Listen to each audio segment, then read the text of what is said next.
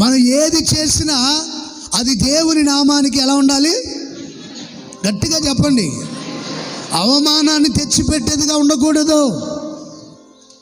మనం ఏ పని చేసినా అది దేవునికే మహిమకరంగా మారాలి. నువ్వు స్టార్లు కట్టు, లైట్లు వెలిగించి ఏది చేసినా సర్వఘనత మహిమ ప్రభావములు దేవునికే కలుగునుగాక. స్టార్లు కట్టి రికార్డ్ డ్యాన్స్లు వేయద్దు అక్కడ. అర్థమవుతుందండి?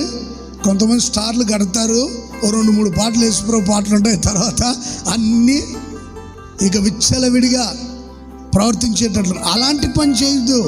దేవుడు మనతో నివాసం చేయుటకి ఈ లోకానికి వచ్చాడని గ్రహించి గుర్తించి ఆయన్ని మహిమపరుస్తూ ఉండండి. ఏదో ఒక క్రిస్మస్ మాసంలోనే కాదు, ప్రతిరోజు, ప్రతి దినం, ప్రతి